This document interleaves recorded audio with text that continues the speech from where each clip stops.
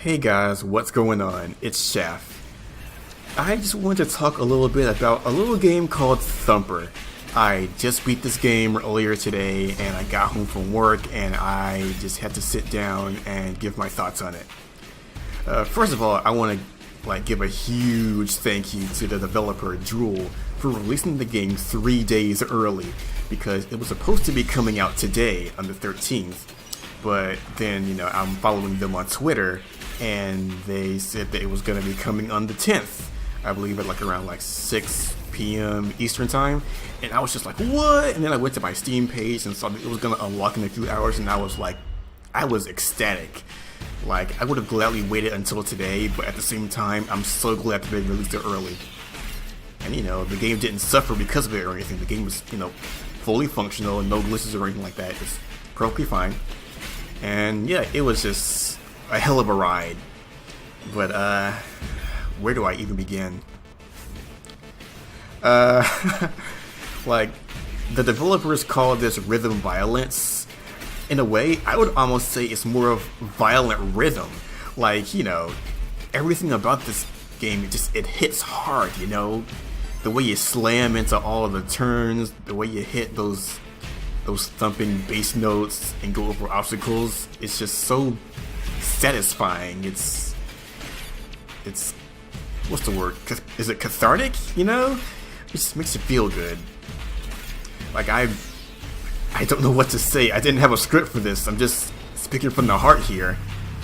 But I have been waiting on this game for a couple years because earlier I saw a very early trailer that showed what seemed like one of the first levels of the game. For this video here, I'm actually showing off a part of level 3, because I know most of the impressions videos on YouTube right now, they only show the first 1 or 2 levels. And even though those do give a pretty basic idea of what the game is as a whole, they're a little bit too, not slow paced, but just not intense enough, so I kind of want to show off one of the later ones.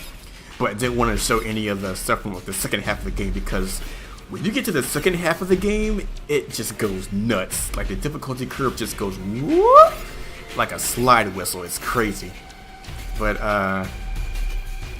yeah, I had been keeping up on the game since I saw that first trailer, and then I saw the one they put out about 7 months ago that showed, some of the more refined gameplay and stuff. And even then, compared to the final product, it's still a little bit different, but it's better than what I saw.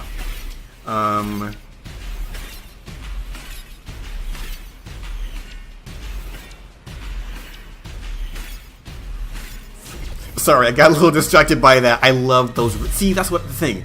I love when you get into a rhythm like that and you kind of get the back and forth between the thumps and the turns, and you kind of get to a point where you're pretty much playing the role of the kick, the snare, and the hi-hat when you're going over those little bars that you have to hold space to, break through them, the barriers. I love stuff like that. And I'm not really into rhythm games. I never got into it. It was never a thing that never really, caught on with me. I played a little bit of Guitar Hero. I have Guitar Hero Warped Tour and Guitar Hero 5, but I didn't play them all that much. Honestly, I honestly felt the whole Guitar Hero Rock Band thing was more of a fad than anything else.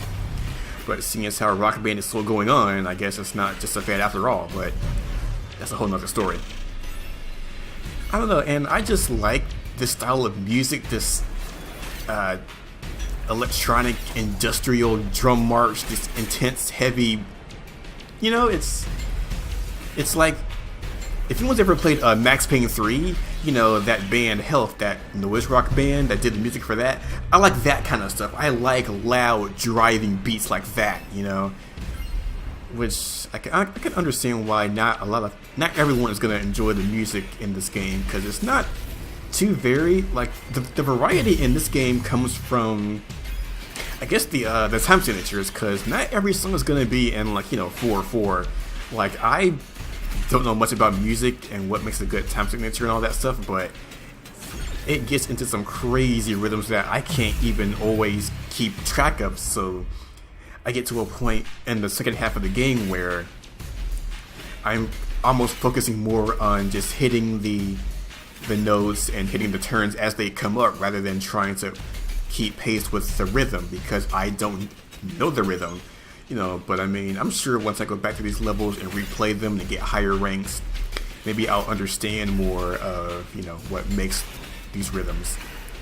Because, like, even when I did this video here, I was actually trying to listen out for the sound cues, because the thing about this game is you actually hear things come up before they appear.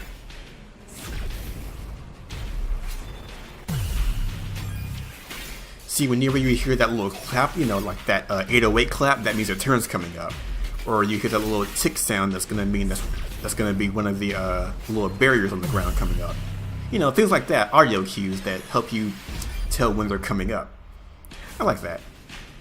And there is some pretty interesting depth to the scoring system. I couldn't go into much detail myself, but I saw a very interesting tweet on Twitter. It was a whole Twitter, thread that outlined what makes, what gives you your score, what multiplies it, what gives you more points than others, things like that. And there's more to it than what you see here.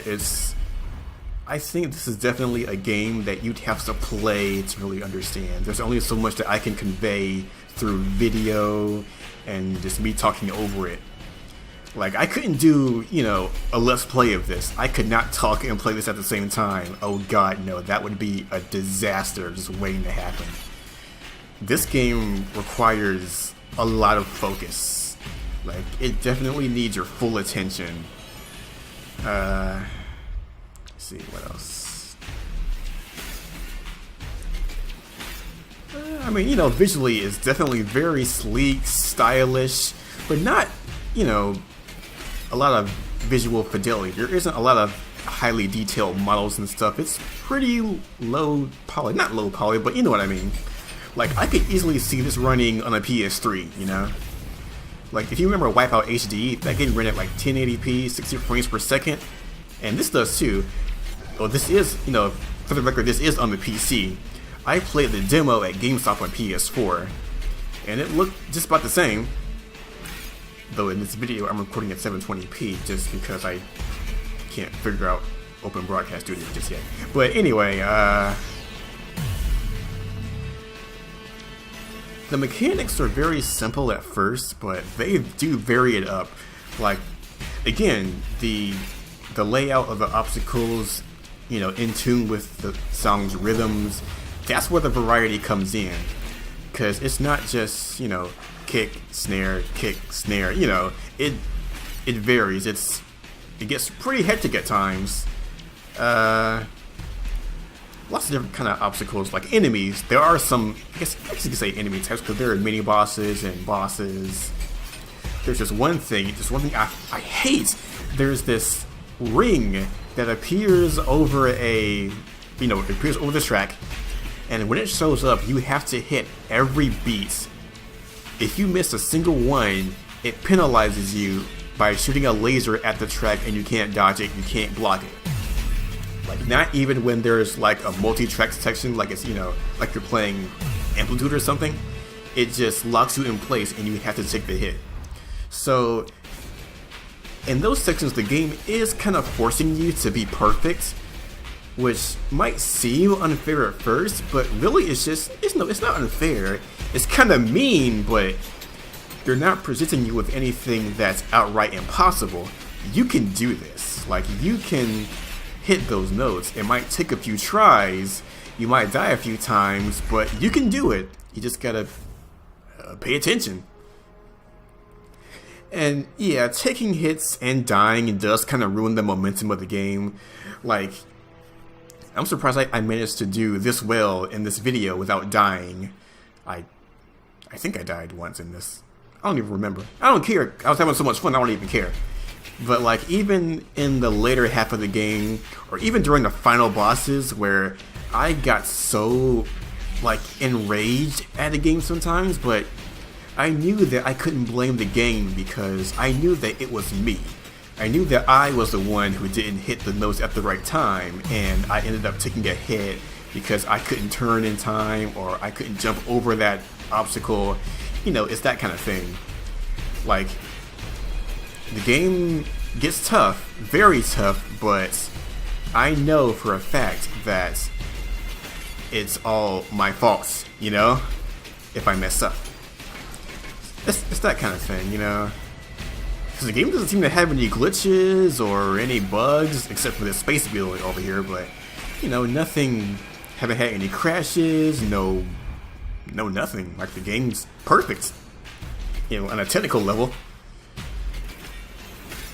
Replay value, that's going to vary from person to person, because I know that, you know, not everyone's going to want to come back and play levels again to get higher ranks, unless you're into that kind of thing.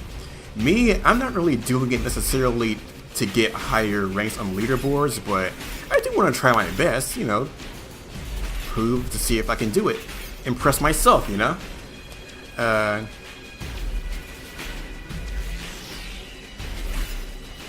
But yeah, this game is only $20, and I saw a pretty good comment on a review of this game saying that, you know, it's kind of dumb to say that, oh, game, you know, this thing is definitely worth this much money, because who's to say what a game is worth to you, you know? Because I've had my PC for a few months, and I've already been spoiled by Steam sales.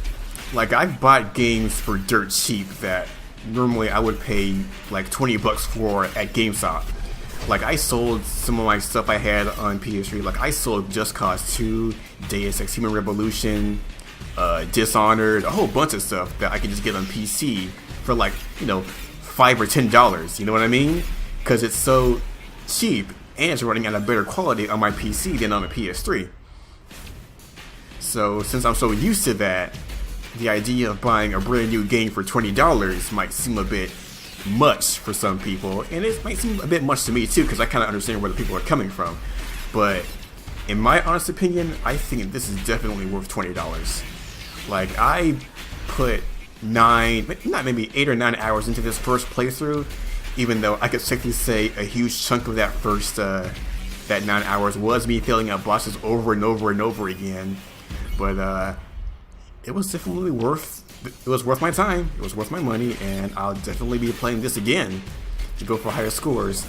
Though I am going to take a bit of a break from this because, you know, this is the kind of game where I get immersed in it because I'm holding my breath for longer than I thought I could, because I'm simply that focused on the gameplay.